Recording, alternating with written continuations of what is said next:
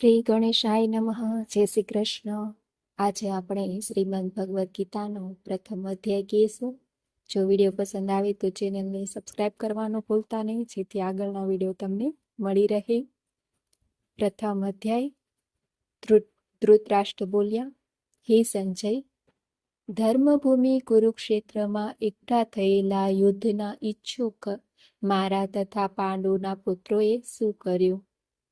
સંજય બોલ્યા, તે વખતે રાજા દુર્યોધને વ્યૂહા ગોઠવાયેલી પાંડવોની સેનાને જોયા પછી દ્રોણાચાર્ય પાસે જઈને આ વચન કહ્યા, હે ગુરુદેવ, આપના બુદ્ધિમાન શિષ્ય દ્રુપદ પુત્ર ધૃષ્ટદ્યુમ્ન વડે વ્યૂહાકારે ઊભી કરાયેલી પાંડુ પુત્રોની આ અત્યંત વિશાળ સેનાને જુઓ. આ સેનામાં મોટા ધનુષ્યો ધારણ કરનાર અને યુદ્ધમાં ભીમ અને અર્જુન જેવા સુરવીર, સાત્યકી, વિરાટ, મહારથી રાજા દ્રુપદ, ધૃષ્ટકેતુ, જેકિતાન, બળવાન કાશીરાજ, પુરુજીત, કુંતીભોજ અને પુરુશ્રેષ્ઠ સેવ્ય પરાક્રમી યુધામન્યુ તથા બળવાન ઉત્તમોજા સુભદ્રા પુત્ર અભિમન્યુ તેમજ દ્રૌપદીના 5 પુત્રો બધા જ મહારથીઓ છે. હે દ્વિજ શ્રેષ્ઠ, હવે આપણા સૈન્યમાં પણ જે મુખ્ય શૂરવીરો છે તેમને પણ આપ જોઈ લો. આપણી જાણ ખાતર મારી સેનામાં જે સેનાપતિ છે તે હું તમને કહું છું. આપ સ્વયં પિતામહ ભીષ્મ તથા કર્ણ, સંગ્રામ વિજયી, કૃપાચાર્ય તેમજ અશ્વત્થામા, વિકર્ણ અને સોમદત્તનો પુત્ર ભૂરિશ્રવા. આ સિવાય બીજા પણ મારા માટે જીવનને ત્યજનારા ઘણા શૂરવીરો અનેક પ્રકારના શસ્ત્રથી સજ્જ છે, તેમજ સર્વ યુદ્ધોમાં નિપુણ છે. ભીષ્મ પિતામહ વડે રક્ષાયેલી આપણી તે સેના અપરિમિત હોવાને લીધે બધી જ રીતે અજેય છે. જ્યારે ભીમ વડે રક્ષાયેલી આ લોકોની આ સેનાને તો પરિમિત હોવાને કારણે જીતવી સાવ સહેલી છે. આથી બધા વ્યૂહદ્વારો પર પોતપોતાની જગ્યાએ રહેલા તમે બધાય સજાગ રહીને ભીષ્મ પિતામહનું જ બધી બાજુથી રક્ષણ કરો. કૌરવોના વૃદ્ધ મહાન પ્રતાપી પિતામહ ભીષ્મે તે દુર્યોધનના હૃદયમાં હરખ જમાવતા જોરથી સિંહની જેમ ગર્જીને શંખ વગાડ્યો. પછી શંખ, નગારા, ઢોલ, મૃદંગ તેમજ રણસિંગા વગેરે વાદ્યો એક સાથે જ વાગી ઉઠ્યા. તેમનો એ અવાજ ઘણો ભયંકર થયો. ત્યાર પછી શ્વેત અશ્વો જોડેલા ઉત્તમ રથમાં બેઠેલા શ્રી કૃષ્ણ મહારાજે અને અર્જુને પણ અલૌકિક શંખ વગાડ્યા. શ્રી કૃષ્ણ મહારાજે પાંચજન્ય નામનો, અર્જુને દેવદત્ત નામનો અને ભયાનક કર્મ કરનાર ભીમસેને પોંડ નામનો શંખ વગાડ્યો. કુંતીપુત્ર રાજા યુધિષ્ઠિરે અનંત વિજય નામનો અને નકુલ તથા સહદેવે સુઘોષ અને મણિપુષ્પક નામના શંખ વગાડ્યા. શ્રેષ્ઠ ધનુર્ધારી કાશીરાજ, મહારથી શિખંડી ધૃષ્ટદ્યુમ્ન, રાજા વિરાટ, અજય સાત્યકી, રાજા દ્રુપદ, દ્રૌપદીના 5 પુત્રો અને મહાબાહુ સુભદ્રાના પુત્ર અભિમન્યુ, આ સૌએ રાજન બધી બાજુએથી જુદા જુદા શંખો વગાડ્યા. તે ભયાનક નાદે આકાશ અને પૃથ્વીને પણ ગજાવતા ધાર્તરાષ્ટ્રોના એટલે કે આપણા પક્ષધારીઓના હૃદય ચીરી નાખ્યા.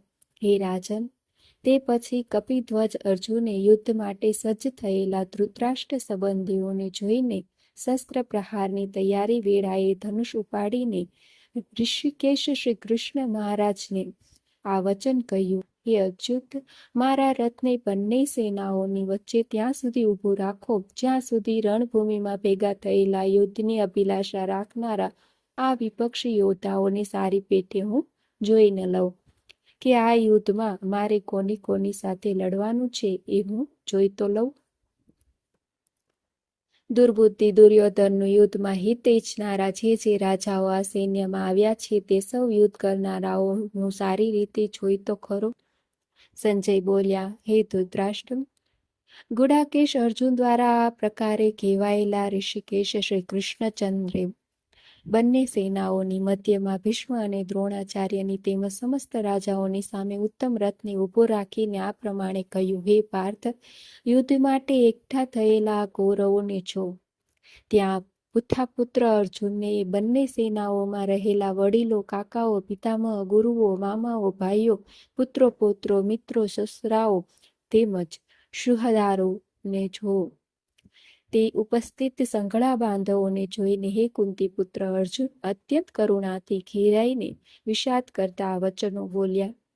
અર્જુન બોલ્યા, હે કૃષ્ણ, યુદ્ધ ક્ષેત્રમાં ઉભેલા યુદ્ધ કરવા ઈચ્છતા આ સ્વજન સમુદાયને જોઈને મારા અંગો શિથિલ થઈ રહ્યા છે, મોં સુકાઈ રહ્યું છે તથા મારા શરીરમાં કંપ અને રોમાંચ થઈ રહ્યો છે.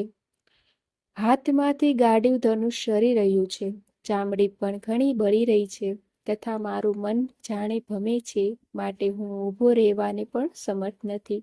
હે કેશવ, હું તો લક્ષણો પણ અવળા જોઉં છું અને યુદ્ધમાં સ્વજનોને મારીને કલ્યાણ પણ નથી જોતો. હે કૃષ્ણ, હું ન તો વિજય ઈચ્છું છું, ન રાજ્ય કે ન તો સુખ.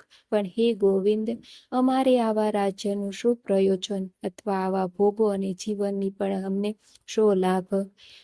અમે જેમના માટે રાજ્ય, ભોગ અને સુખો ઈચ્છીએ છીએ તે જ બધા લોકો તો ધન અને જીવવાની આશા જતી કરીને યુદ્ધમાં ઊભા છે. અહીં ગુરુજનો, વડીલો, પુત્રો તેમજ દાદા, મામા, સસરા, પૌત્રો, શાળા તથા બીજા બધાના સંબંધીઓ જ છે. હે મધુસૂદન, હું હણાવ છતાં પણ અથવા ત્રણેય લોકનું રાજ્ય મેળવવા માટે પણ હું આ બધાને હણવા નથી ઈચ્છતો. તો પછી પૃથ્વી તો કહેવું જ શું? હે જનાર્દન, ધૃતરાષ્ટ્રના પુત્રોને હણીને અમને કયો આનંદ મળશે? આ આતતાઈઓને હણીને તો અમને પાપ જ લાગશે. માટે હે માધવ, પોતાના જ બાંધવ ધૃતરાષ્ટ્ર પુત્રોને હણવા મારે એમ યોગ્ય નથી. પોતાના સ્વજનોને હણીને અમે કેમ સુખી થઈશું?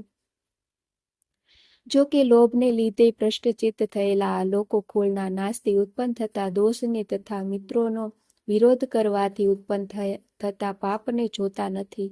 છતાં પણ હે જનાર્દન, કુળ નાશના કારણે લાગતા દોષને જાણનારા અમોએ આ પાપથી બચવા માટે કેમ ન વિચારવું?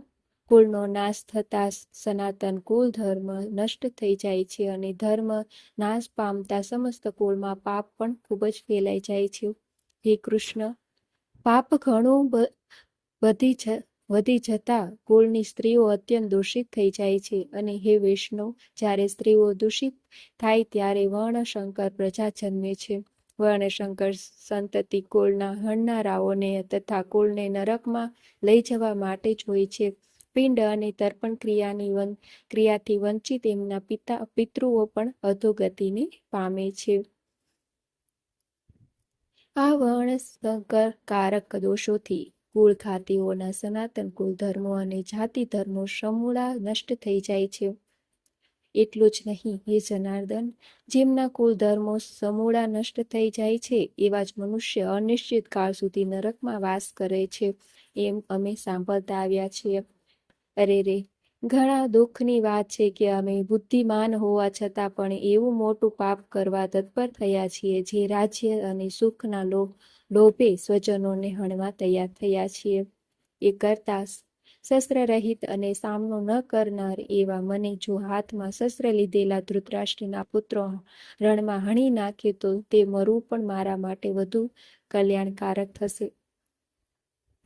સંજય બોલ્યા, રણભૂમિમાં શોકથી ઉદ્વિગ્ન મનનો અર્જુન આમ કહીને બાણ સહિત ધનુષ ત્યજીને રથના પાછળના ભાગમાં બેસી ગયો. ઓમ તત્સદિતિ. શ્રી ભગવદ્ ગીતા સુપનિષત્સુ બ્રહ્મ વિદ્યાયામ યોગાશાસ્ત્રે શ્રી કૃષ્ણ અર્જુન સંવાદે વિષાદ યોગો નામ પ્રથમ અધ્યાય સમાપ્ત. અર્જુન વિષાદ યોગ નામનો પહેલો અધ્યાય સમાપ્ત.